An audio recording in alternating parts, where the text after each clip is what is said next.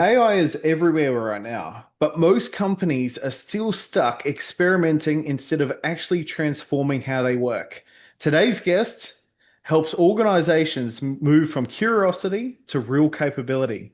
John Munsell is the CEO of Bazooka and a leader in helping organizations scale AI across teams using structured strategy and scalable prompting. His work focuses on turning AI into practical business advantage rather than a shiny distraction. John, welcome to Attention is the Currency. Thanks, Daniel. Appreciate it. It's great to be on.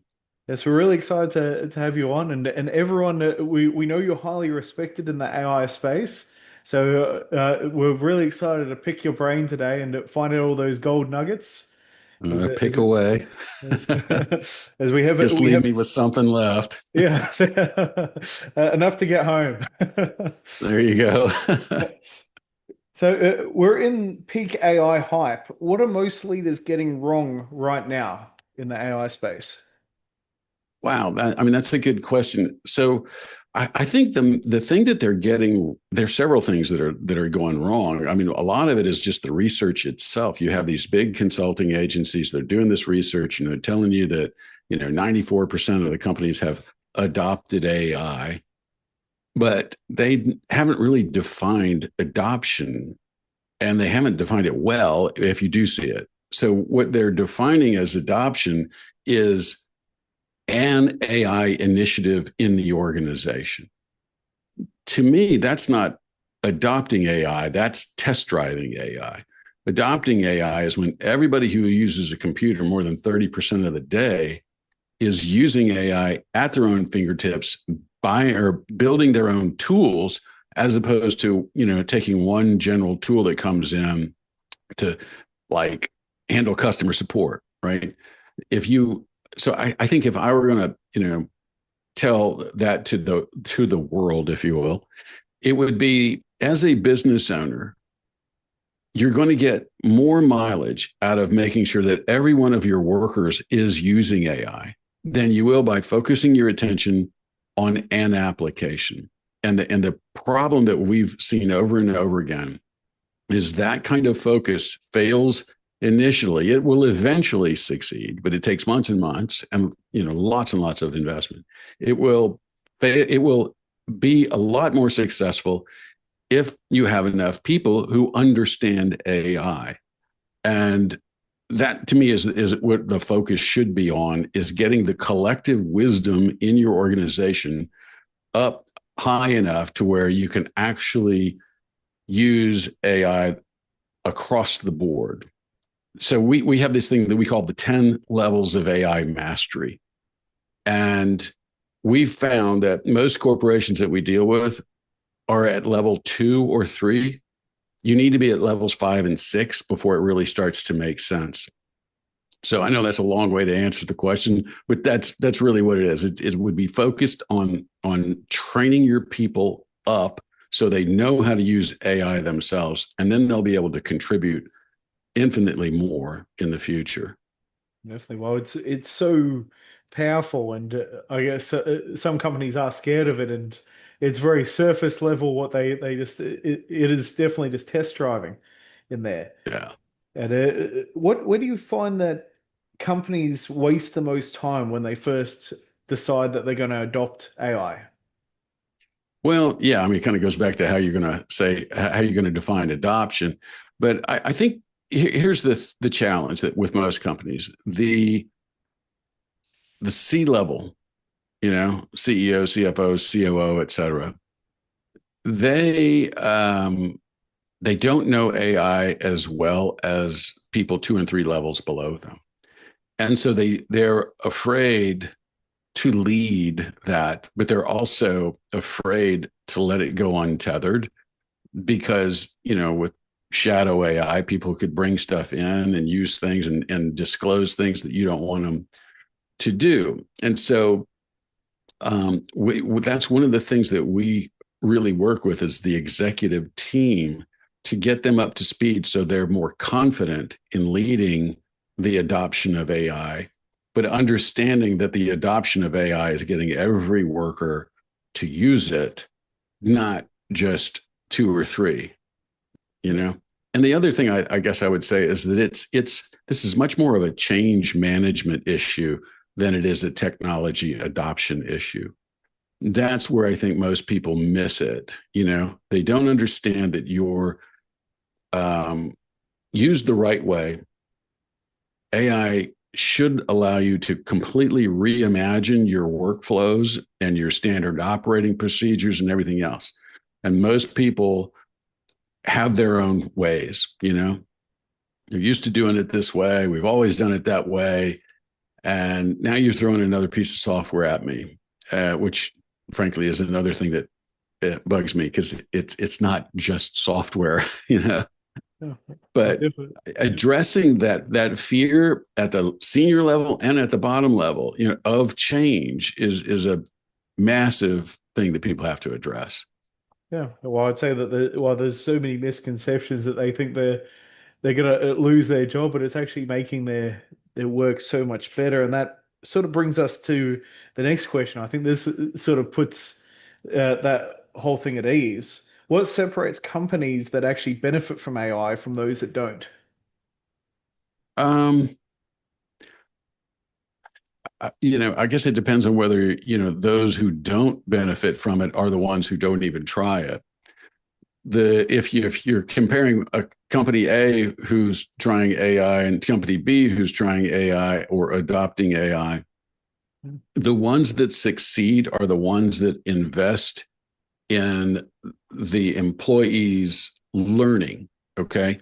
So, going back to the 10 levels of AI mastery, we found that the organizations that really dominate the majority of their employees are, like I said, 5, 6, and 7, level 5, 6, and 7. It takes, if you just let an employee teach themselves, it takes somewhere between 19 and 24 months to get to level 5 and 6 because they have real jobs, right? They're doing their stuff every day, and it's hard for them to devote the time to focus on how do I use AI? How do I make enough mistakes to get there? So it takes 19 to 24 months to get there. Those that train their people can get there in 60 to 90 days. Now you got a 16 to 19-month head start on your competition. That's where the ones that succeed have a massive advantage. And training an employee, it doesn't take a whole lot of time, and it's not a significant investment because the ROI is generally in 30 days. You literally get a return of investment as they're going through the training. So that would be, I think, one of the key differentiators that, at least that we've seen. Every company that we've worked with, when we help upskill their employees, they take off. And it becomes part of their standard operating procedure, mainly for the business. It's Yeah, but again, it is a there's so much that you have to manage inside of that change. So we have this thing that we call the three-axis AI maturity model, which means as people progress up those 10 levels of AI mastery, there are four tiers of incremental increases in complexity of your AI architecture. Okay. So when you start to getting up into what we call the automator level, all right, then you now have to have an architecture that allows somebody to connect. Maybe it's different LLMs, maybe it's your database, maybe it's your CRM. So your technology gets more sophisticated. Well, as that technology gets more sophisticated and more people are using it and pushing it to its limits, you need to also increase the security of your AI governance. Okay. And so those are the three tiers. You've got the levels of AI mastery. You've got the complexity of your AI architecture. And now you've got to increase the layers of your, we would call it AI governance, but that would be we started an AI center of excellence and we would go to an AI council. But you have to pay attention to all those at the same time. And if you don't, things can get off the rails pretty quick. yeah. And when everything isn't in place, what does it look like when AI becomes part of everyday work instead of an experiment? What does a day look Um, like?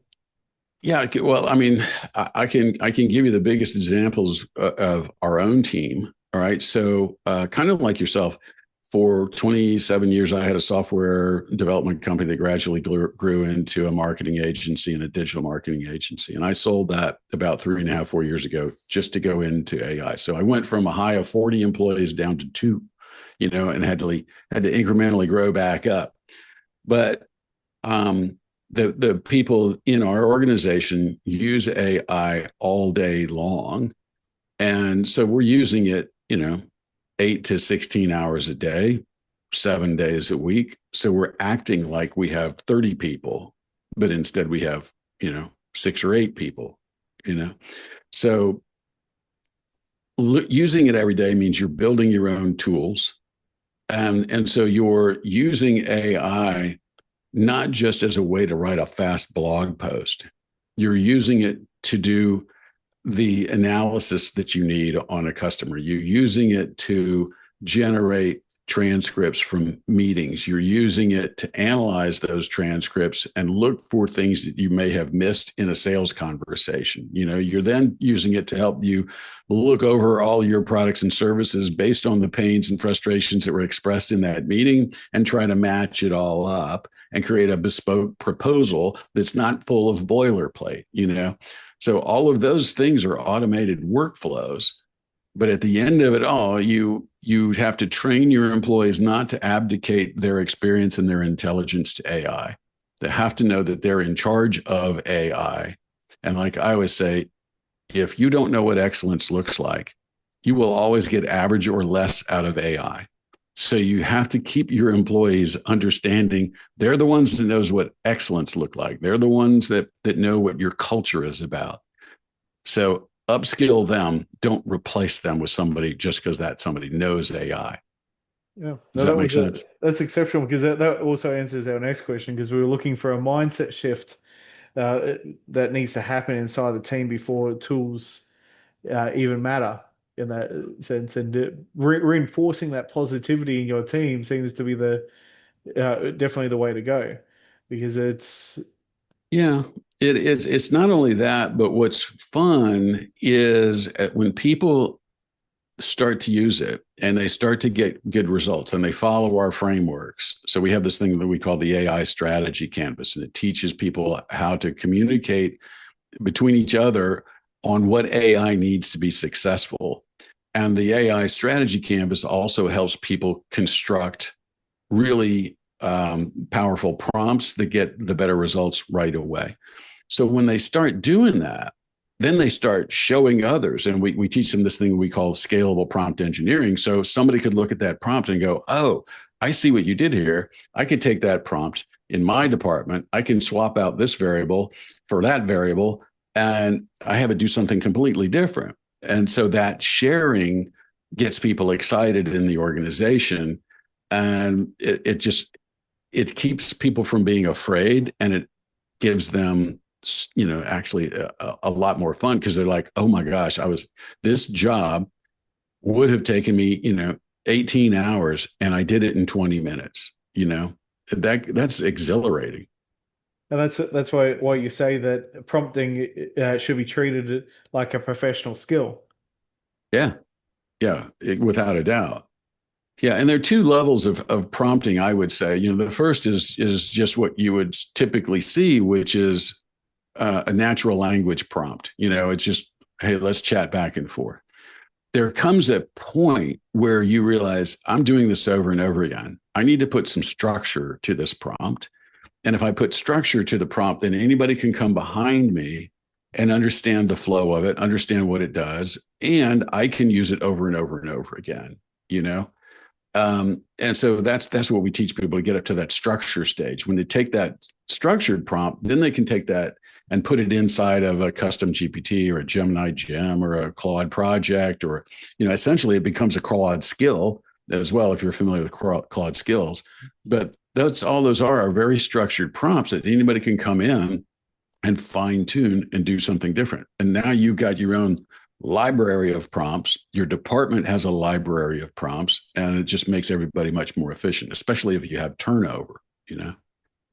Definitely. And what are the risks of unstructured AI usage in companies? So if they're not taking on they're not taking on a great services like what you offer within that company. You mean unstructured, as in just everybody randomly trying it and messing Yeah. around with it? Well, okay. Have you been following this whole thing about OpenClaw? Yes. Okay, so you're familiar with it, and so I mean, it operates on Claude code and Claude's oh, what do you call it? Cowork, Claude Cowork. I'm sitting here looking at the damn thing on my computer, and like it Yeah. escaped me. Um, so the problem with OpenClaw is it basically turned Cowork into a bunch of agents that work autonomously. You tell it to go do something and it's going to do it, but it's got control over your entire PC, right? I mean, it literally has low level control over it, depending upon how much you've given it. Well, this guy modified it to where it has, pretty much access to anything. Now, if you have a company, let's say you have 50 employees or 500 employees, doesn't matter. But somebody comes and they bring their MacBook in, and they just happen to read all about OpenClaw and they install it on their Mac and then they connect it to your network. That thing is lethal, right? So it will go out and it'll try to find the resources it needs to accomplish its tasks. But some of the resources it needs are coming from, bad actors. And because that thing can take actions on its own, those bad actors are basically putting malware all over your network and worse. And you can read about all the nightmares that have already happened. I think they've already discovered 337 really bad bad actors inside of there. So that's the risk, that somebody thinking, oh, this is going to be great, it's going to save me a lot of time. They pop it in your network, and now everything's gone amok. Well, like anything else, it needs a structured approach. When implementing any sort of business strategy, I'd say Well, AI is that's what I very different. say. Yeah. Yeah. No, I mean, AI is probably more risky as we advance than, say, some other software. Because AI makes its own decisions, right? And these agents in particular can do their own thing if you haven't figured it out yet. But Yeah. the way I look at it is, if you've ever known a business that got into a ransomware situation, then you don't want any part of that, because everything locks up, and now you've got a big problem. Well, all those ransomware guys have taken advantage of AI at a massive scale, and so there was just an article this morning about that. So you really need to get your security in order and your governance in order. In fact, if I were a young man Yeah. and I was thinking, do I go to college or not? Or do I go to computer science or not? Or if I'm 30 and I'm getting tired of my job, my first thing would be to get into AI security. I think that's going to be the growth industry, bar none. But because I think, right now, and I don't know anybody that disagrees with me, but the technology is advancing far faster than the security can catch up. So I think that's where the growth is, and I think the promise of agentic AI is a good one, but I think adopting that at scale is going to take a little bit more time than everybody thinks because of the security issues. Yeah, definitely. Yeah. Well, there's lots of issues. Well, whenever there's something great, it's always going to be used for evil as well. So Yeah.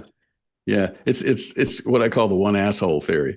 It only takes one asshole to screw everything up for everybody, right? yeah, I like definitely. the back when I was a kid, it was somebody who decided it would be a good idea to put poison inside of Tylenol capsules, and now we have all those childproof layers on there. It was just one guy, you know, bad actor. But there's a lot of those things. And with AI, there are thousands of them saying, oh wow, this thing can unlock some doors and some keys for me, and I can sleep through it. Yeah. Yeah. It's scamming while they sleep on that one. Yeah. So, and how can organizations build consistency without killing creativity? Okay, so we there's this book that came out, I think, in the 90s by a guy named Ichak Adizes. It's called Corporate Life Cycles: How Companies Can Grow and Die and What You Can Do About it. In that book, he uses this thing called a PAEI framework. The P stands for producer, the A stands for administrator, the E stands for entrepreneur, and the I stands for integrator. Those are the four types of people that you typically have in your organization. And each of us has some makeup of that. You're either a producer, a guy that just likes to do the work, slip some food under the door from time to time, and I'll keep working. The administrator is kind of like your bookkeeper. They love the rules, they love the processes, they love to design all of that. The entrepreneur is the idea guy that likes to come up with the visions and decides whether or not we take the risk to move forward. And the integrators are the ones that get everybody working in harmony, that love to build culture and camaraderie. So you have all that mix in there. If you think about it, AI is currently taking over the P role and the A role. It's taking over the producing and it's taking over the administrating. And it can't make ideas on its own. You have to drive that. So the E role is still safe. And the I role is about getting everybody, working together and enjoying their life, et cetera. AI is not going to be really doing that. So as you use AI to take off those P and A roles from you, that should free you up to explore that other half, right? And so it should lever you up to explore your creative side far better, right? You're because you're taking the hard labor gnats flying around your ear away. That extra bandwidth allows you to do more things. And that I think as an employer, that's part of that whole paradigm shift of work. We should be looking at our employees and going, okay, now that I'm you're working and we're creating excess capacity. There are a couple of things I could do. I could give you time off. I could let you go, or I could sell into that capacity, right? If I'm selling into that capacity, I'm going to need you to be an even better version of yourself, because you're the one with the expertise, the domain expertise. If you use this tool the right way, you'll be 10x who you are currently, right? And so that's where I think the real leverage is. But it takes an employer and an employee to realize what's going on and realize, oh, I can be an even better version of myself rather than being afraid of this new tool. Yeah. Does that make sense? Yeah, no, definitely. Well, it really, I liked that saying that's going around that it's only making you 30% better.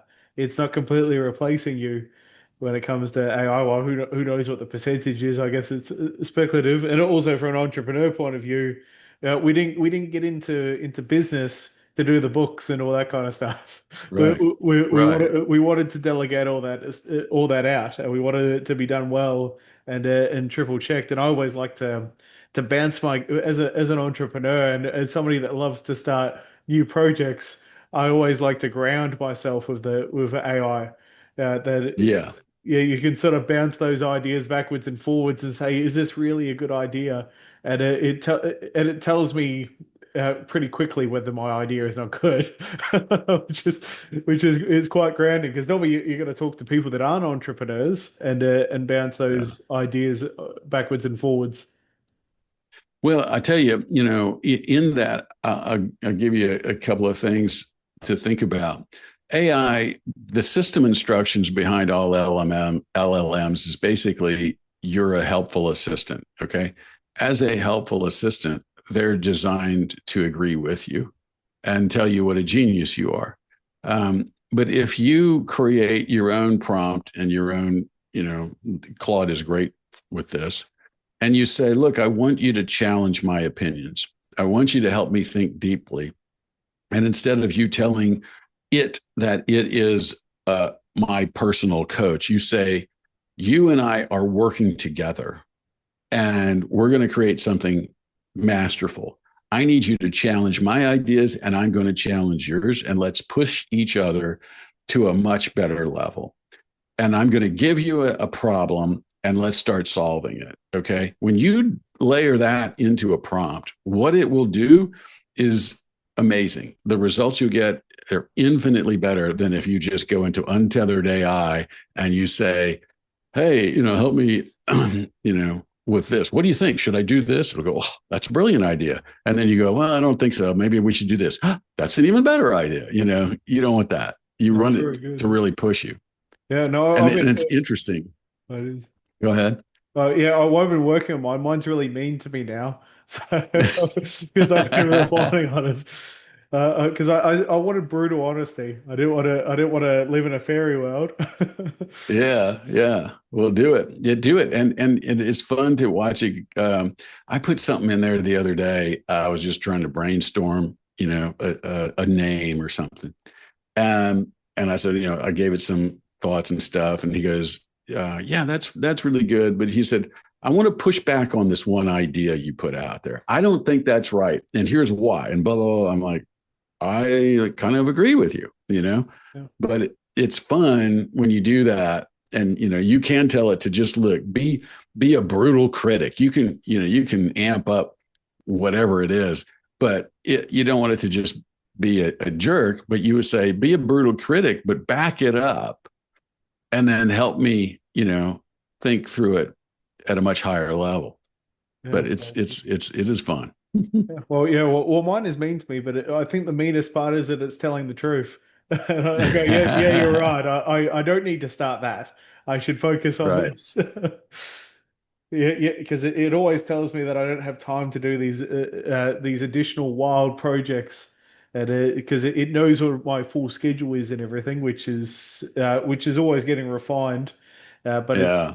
I think it's super important to well the grounding end of things, and that's what the tool's really there for. Mhm. And which roles will change the most over the next few years? Which rules? Roles, which Roles. yeah, Oh gosh, man, all of them, honestly.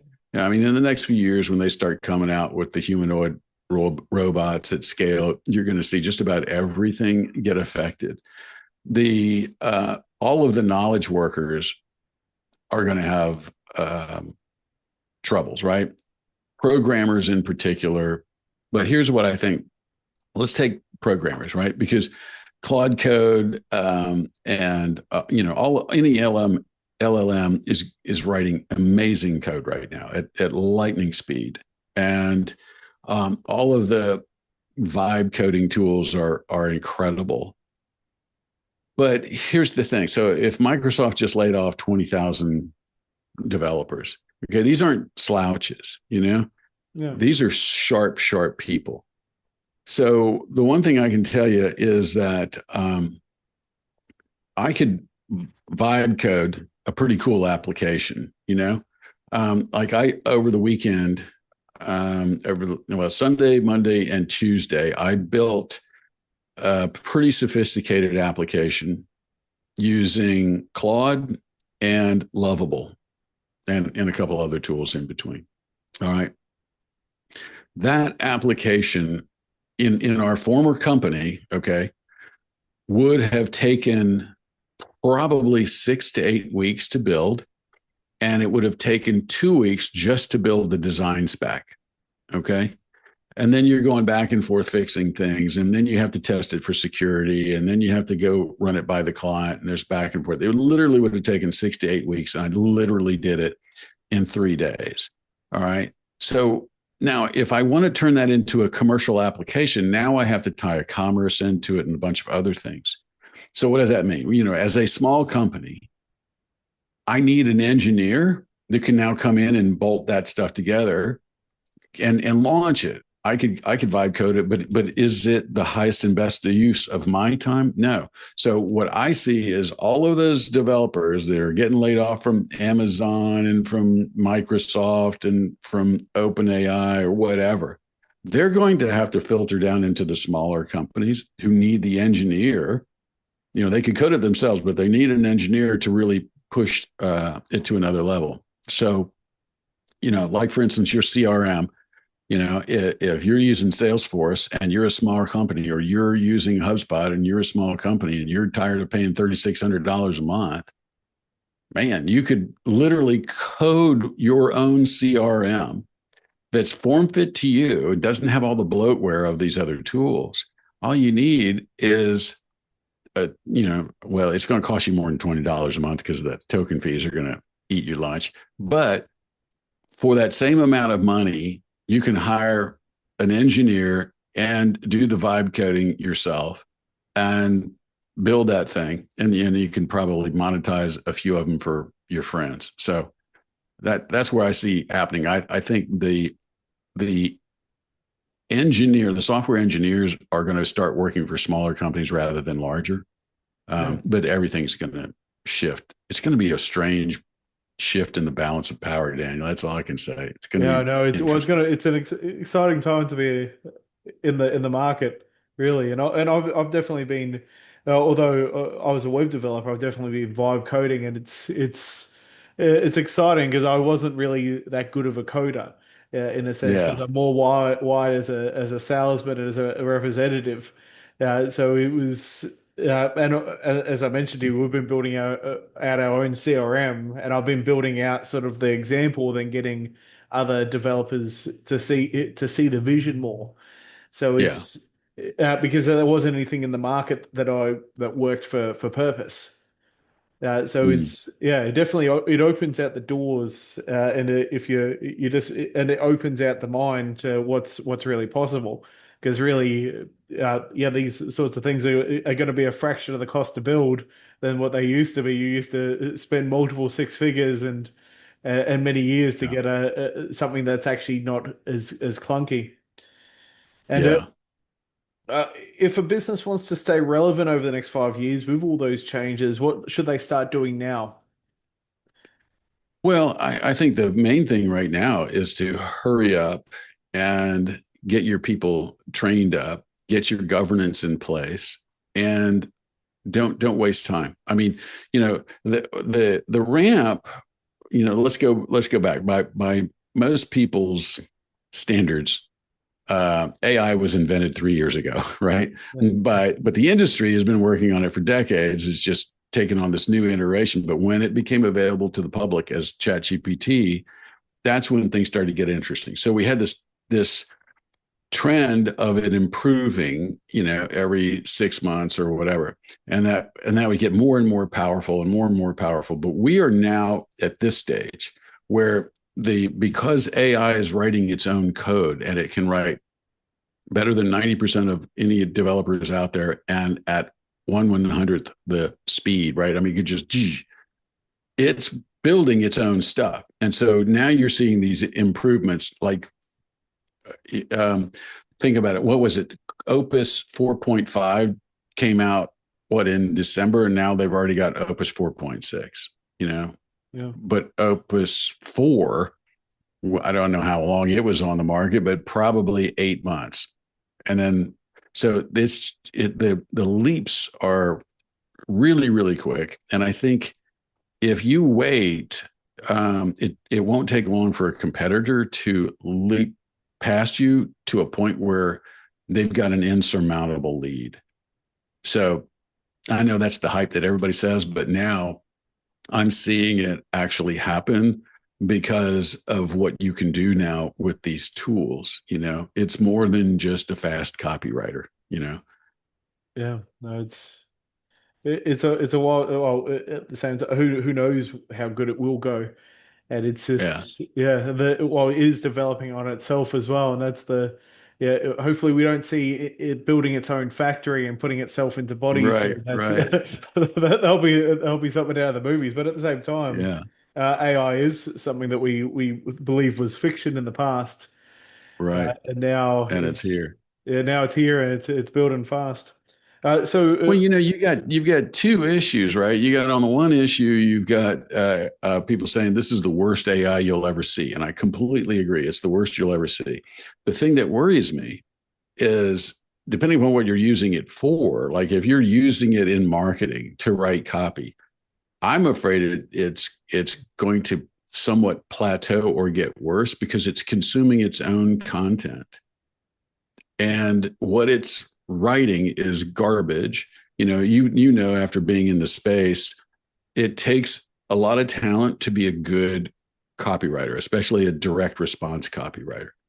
And if you leave it up to AI, it doesn't know excellence. And so it's going to be writing, which is what you see this yeah, slop all over the place, right? yeah, So I'm worried that they're poisoning their own well, and that's where it's key, that you know what excellence looks like so that you can keep pushing AI and you don't get caught up in the drivel that it's yeah. teaching itself. Yeah, the no fluff, which is on Right. every yeah. As soon as I read no fluff, that was written by AI, Yeah. and a lot of other things where for me, whenever I always only utilize it to clean up my marketing copy, not Hmm. to write it from scratch, where I would have originally spent hours refining on all of it, and now Hmm. it's more of a yeah, I write out something rough and then have it refined, and I read it again. And if it's good, I'll run with it. If not, I'll have a go at the AI. Yeah, right. Yeah. Yeah, That I mean you hit the nail on the head, right? The key is to know when to stop and take over. I know a yeah, whole lot of people that just keep pushing AI and pushing AI, or they just take what it first gives them and throw it up there. yeah. And that's not the way to do it. I definitely is. It's an extension of our skills. And before we Yeah. move to the signature to close question, John, is where's the best place to start for people that are listening and would love to get some training with your company and learn more about you? Where would they Oh, go? well, yeah. Thanks. No, I appreciate it, Daniel. So they can reach me well, our company is Bazooka, BIZZUKA.com. And if they wanted to go into some training, we've got all that stuff on there. The other is I've written a book called Ingrain AI, and that book I put out in April of 2025. And it's not a why AI is important book. It shows a business owner how to adopt and scale AI. It's a how-to manual, not a you should manual, right? So they'll learn a ton from that book. I'm in the process of writing a new book. Um, Theoretically, it'll be out in a couple months. Famous last words from the author. But what I'd like to do for your readers, if they would go to ingrain.ai/2026, that gives me pressure to write the darn thing, right? But they go to ingrain.ai/2026 and they tell me that they heard about it through your podcast. When I launch the book, I'll give them a copy for free, a Oh digital wow, copy. All yeah. right. Last time I gave a hardcover for free, and it took me $75 to send one to Sweden. And I was like, okay, I can't do that anymore. Yeah, it adds up over time. Yeah. But no, that's phenomenal. Well, we'll make sure that those links are in the description as well, and All we'll be right. pushing it out there. But it's really exciting. It's been really great chatting, John, and would love to go for the signature close question because I'm waiting to hear the answer. Because Uh-oh. I gave you we had a chat beforehand on this one, and it's always exciting to hear what the answer is. So, if attention is the currency, what should people stop wasting it on, and what should they start investing it in instead? I think I would be really inclined to say stop wasting your attention on the hype and the fear that AI is gunning for you. It's out of your control. Okay. That toothpaste is out of the tube. So you can't do anything about that. What you should be paying attention to is what are my innate aptitudes and skills that because I'm using AI, I can focus on them more and I can be more of who I want to be because I've let AI take the stuff from me that I either don't want to do, or if I love it, AI makes me 10 times as good. If I don't like it, AI makes me 5 times as good on another area, right? I think that's really it. Get over the fear, get over everything else, and realize if you use AI, if you learn to use AI, and that to me is a combination of experimenting with it and being trained to use it the right way. Then what you can do with that for the parts that really drive you as a person, that's where you'll see fulfillment. Excellent. Perfect.